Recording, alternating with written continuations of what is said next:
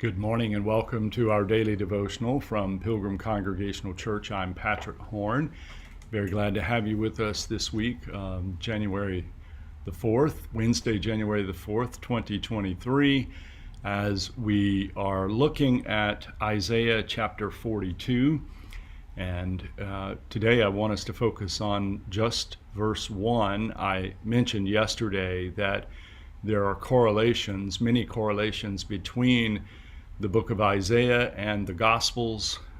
We looked particularly at Mark chapter 1 yesterday.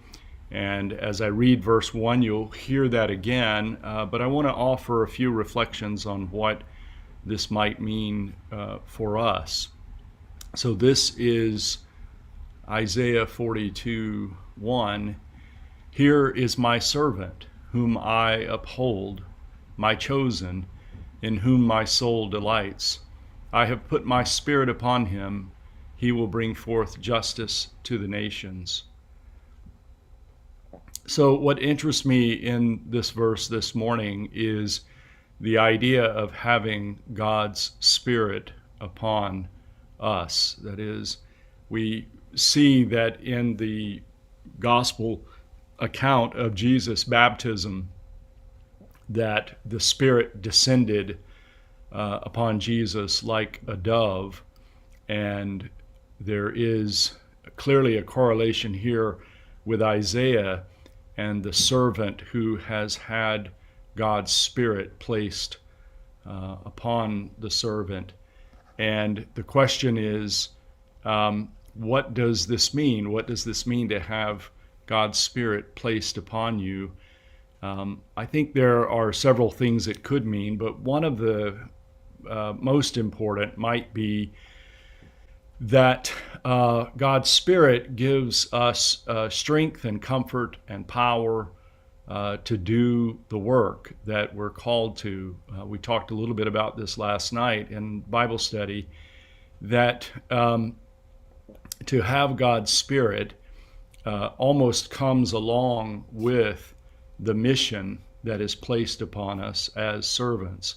Here, the mission is to bring forth justice to the nations. So the servant is going to be a light to the nations, and the having the Spirit of God upon him will give the servant the strength and the power and the authority to do so, that is, to fulfill this mission. I think this is very important for us because I think it's by the same means, if we can call it that, but it's this in the same way that we participate in God's justice to the nations, that is, or perhaps better, in our own neighborhood and in our own community. And having the Spirit of God upon one means that we can be encouraged, we are strengthened. It means that we don't have to live in fear. It means that however difficult things may be in our families or communities, that God is with us, and that we are God's presence in the community. I realize that this is a very high calling, and certainly one that is not to be taken lightly, but I do think that this is the point of the gospel message, that is, that in the coming of Jesus, the coming of God's servant, the Christ, we are all made into the presence of God on earth. That is, that we participate as brothers and sisters of Christ in that justice and righteousness of God. Let's close with this word of prayer from Matthew Henry. Your understanding, Lord, is infinite. You number the stars and call them by name. You are wonderful in counsel and excellent in your work, wise in heart and mighty in strength. O Lord, you have done so many works in wisdom. You have done them all by the counsel of your own will.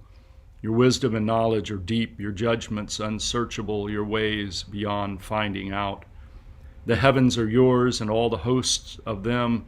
The earth is yours and its fullness, the world and all that live here. In your hand are the deep places of the earth, and the strength of the hills is yours. The sea is yours, for you made it, and your hands formed the dry land.